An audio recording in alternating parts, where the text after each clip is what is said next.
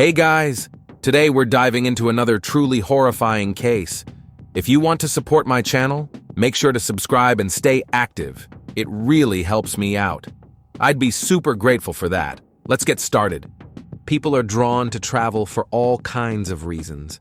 Relaxation, a change of scenery, the thrill of new experiences, meeting different people, or simply spending time alone with their thoughts. But sometimes, the search for adventure and adrenaline pushes people too far.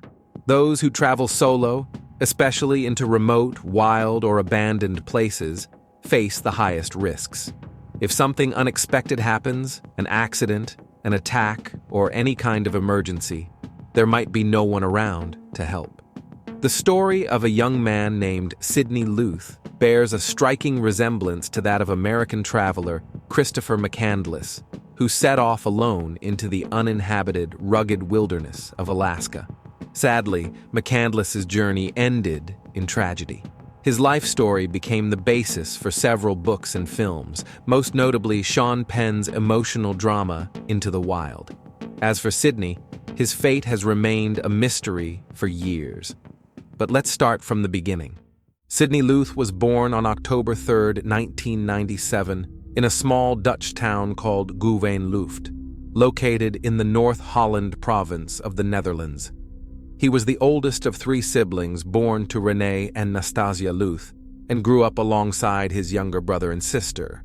The Luth family was close-knit and supportive. However, when Sidney was in middle school, his parents made the decision to part ways. After the separation, Sidney stayed with his father while the younger siblings lived with their mother. Despite the split, René and Nastasia remained on good terms, co-parented effectively, and continued to play active roles in their kids' lives. From an early age, Sidney was a quiet and introspective young man. He wasn't fond of playing or spending time with others. Instead, he preferred long, solitary walks. He loved being outdoors and often explored the nearby woods, hills, caves, and lakes. During his teenage years, he began taking short, solo hiking trips, gradually developing an interest in wilderness survival and behaving as if he were preparing for some larger adventure. Sidney didn't have many close friends. He rarely shared his thoughts or life plans with others. In high school, he became deeply interested in martial arts and began training regularly, steadily increasing his physical activity. He also developed a curiosity for climbing and mountaineering, although he didn't pursue it professionally. By the time he graduated, Sidney had grown into a tall, physically strong, and strikingly handsome young man. He attracted attention from girls, but he remained drawn to solitude. He created a few social media profiles, where he mostly posted photos of nature taken during his solo trips. He also engaged with online forums for wilderness and survival enthusiasts, where people exchanged tips and shared experiences about remote and unexplored destinations. During his final year of school, Sidney suddenly became passionate about the idea of joining the military under a service contract. He seemed perfectly suited for it, physically prepared, disciplined, and driven. He even uploaded videos of himself completing obstacle courses and doing one-arm pull-ups, showcasing his readiness. So after graduation, he gathered the necessary paperwork and began the enlistment process, mentally preparing to be stationed abroad, perhaps on another continent.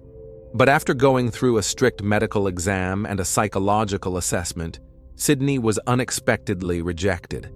The news hit him hard. He fell into a deep, emotional slump, withdrew from martial arts, and began disappearing from home for long stretches.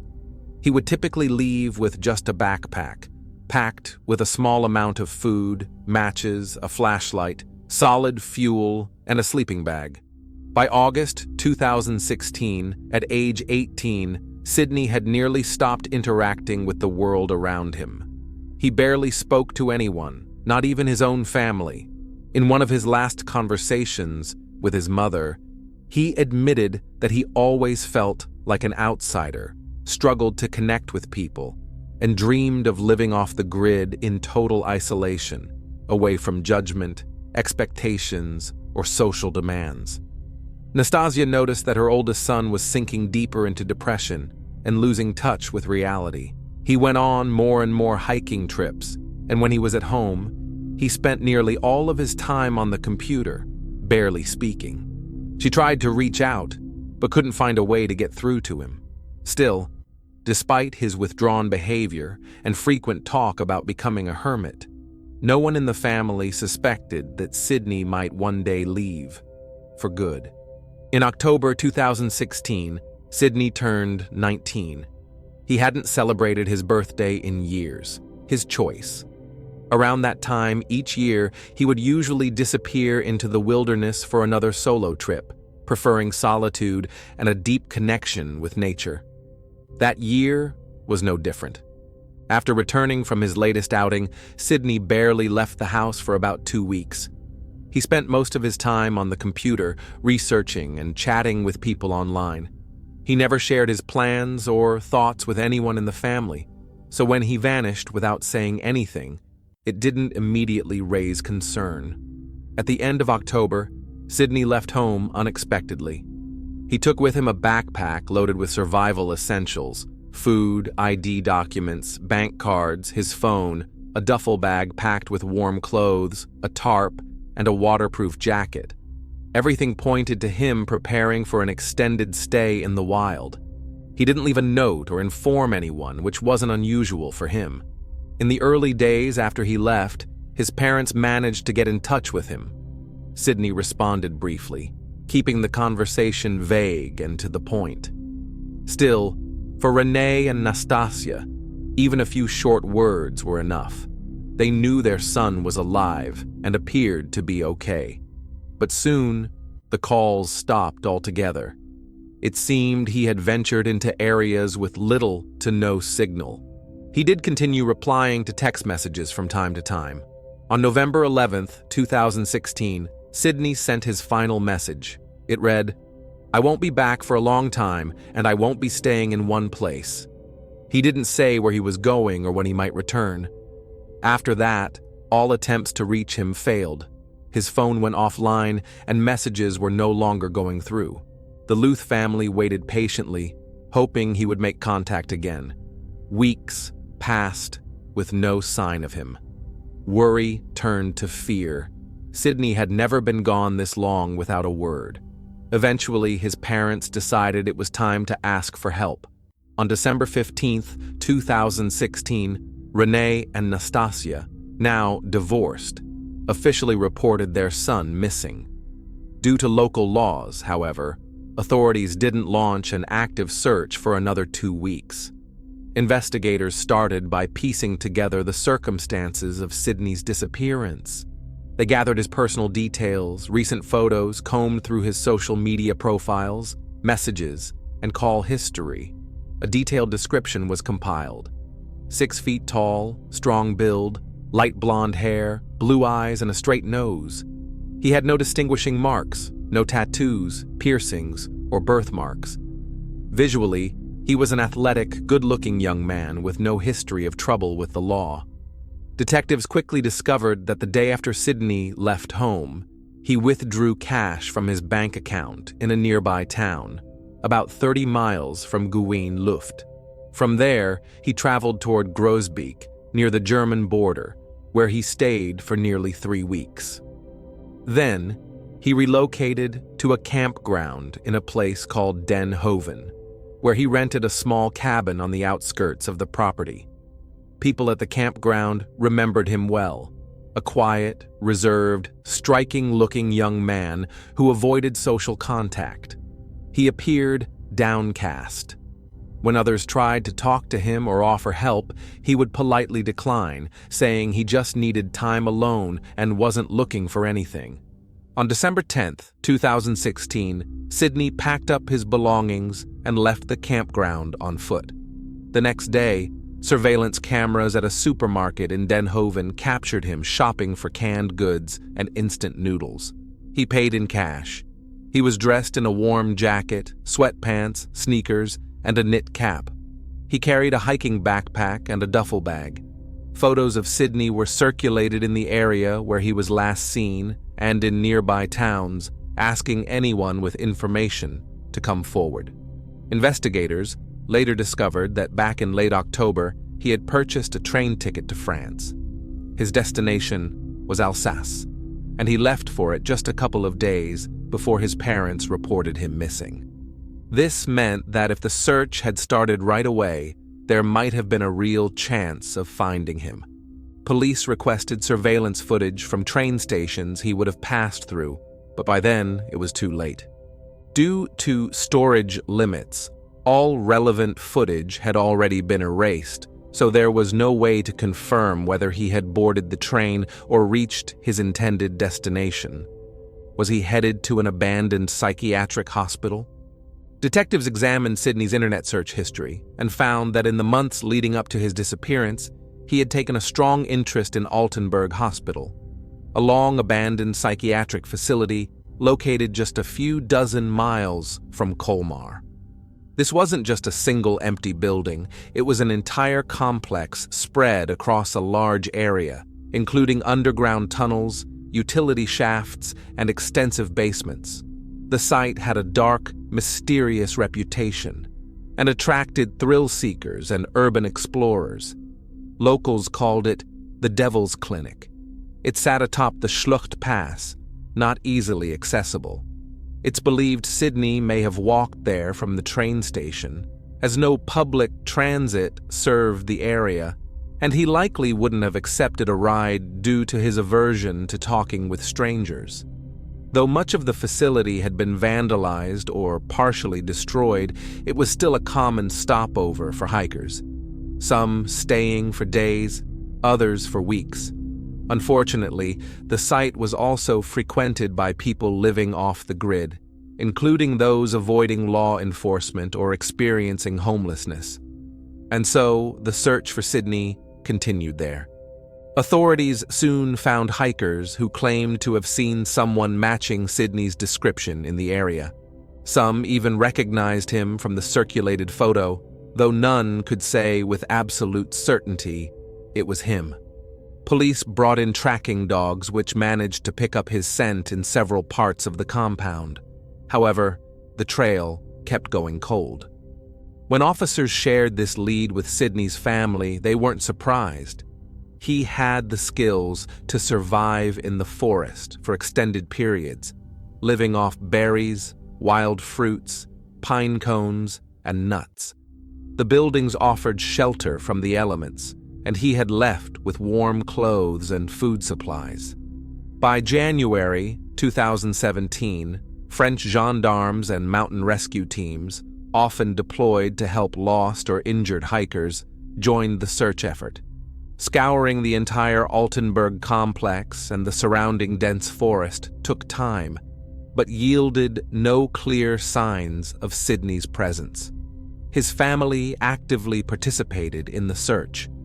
As mentioned earlier, Sydney had long admired the story of American traveler Christopher Johnson McCandless, also known as Alexander Supertramp.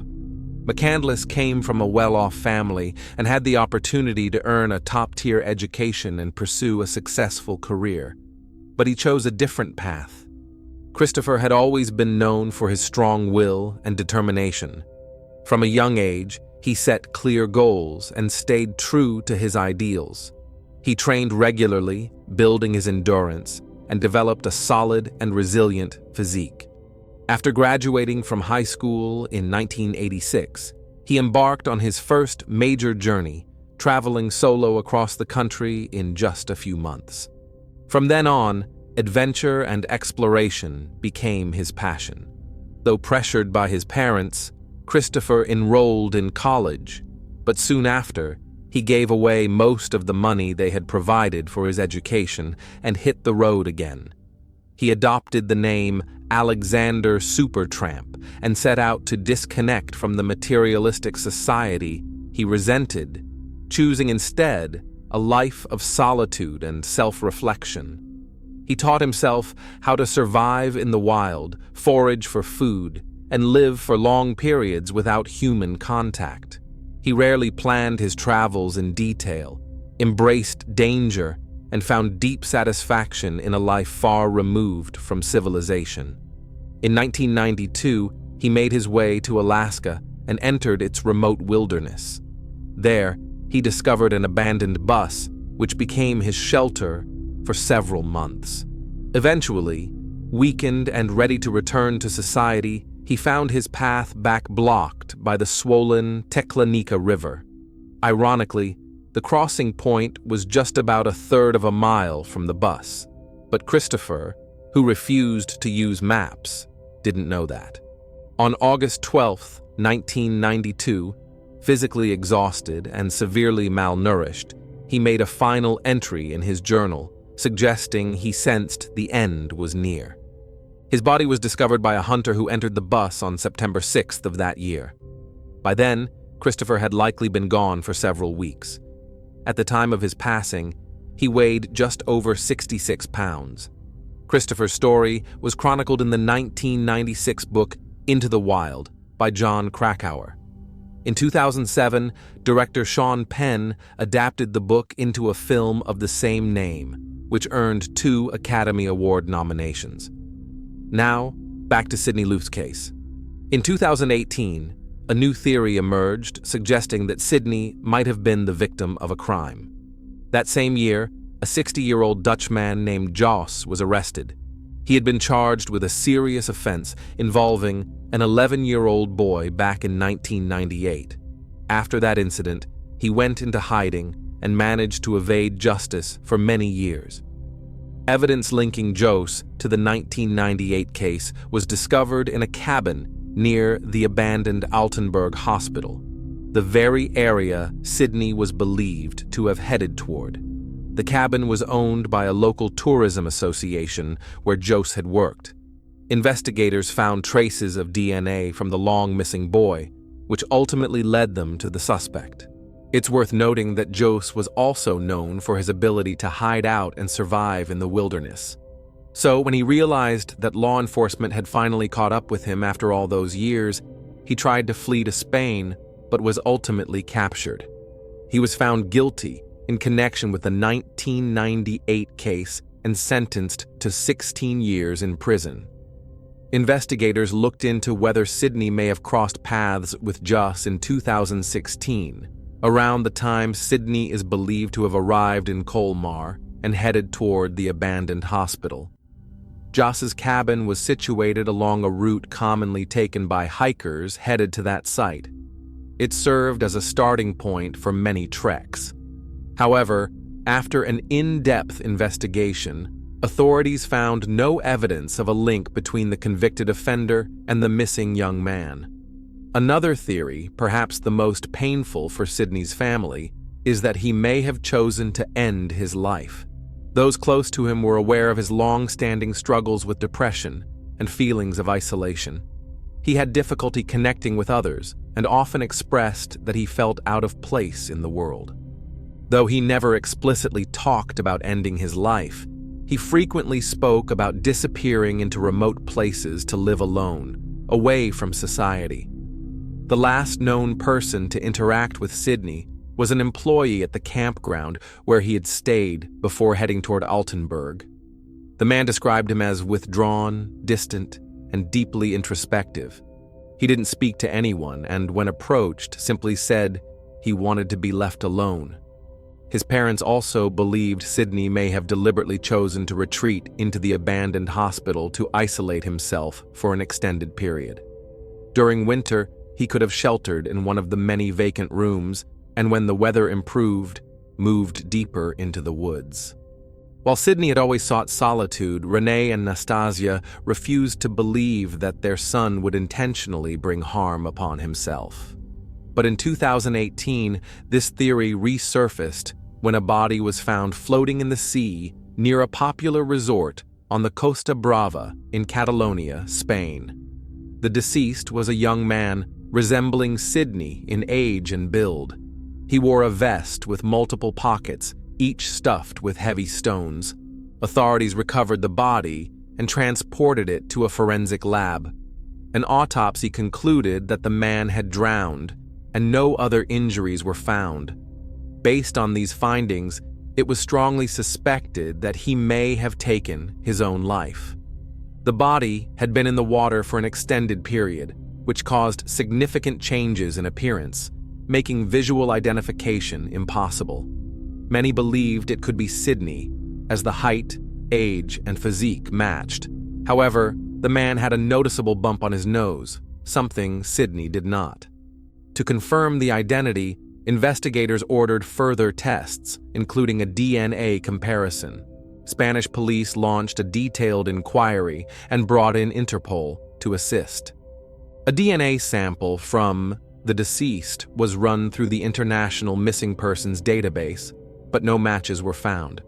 To be sure, they directly compared the DNA with Sydney's and ultimately confirmed that the body found at sea was not him. Sydney's parents experienced a complex mix of emotions. On the one hand, they desperately wanted to uncover the truth behind their son's disappearance. On the other, they held on to the hope that he was still alive somewhere and would one day reach out on his own. The search efforts extended across several European countries. Even though many years have passed since Sydney vanished without a trace, his family has never stopped looking for him and refuses to let the case go cold.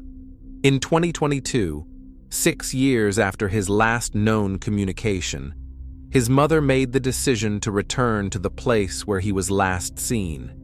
Nastasia, accompanied by her younger son, traveled to Colmar and began posting flyers with Sydney's information throughout the area. Along with recent photos taken just days before he went missing, she included an age-progressed image showing what he might look like today. Unfortunately, the effort didn't produce any new leads. Since his disappearance, Sydney hasn't used his bank cards, logged into any of his social media accounts or survival forums, and his phone has remained off since late December 2016. The last trace of his identification appeared when he bought a train ticket to France. After that, his passport, or any form of ID, was never detected in official systems again. It's possible he chose to live off the grid, surviving in remote forests, occasionally coming into town just to restock supplies, picking up odd jobs, and completely turning away from modern life, much like his role model, Christopher McCandless. But it's important to remember that Supertramp's journey took place in the late 80s and early 90s. In today's world, staying invisible, unseen by security cameras and digital footprints, is nearly impossible. So if Sydney had re-entered society at any point, he likely would have shown up somewhere.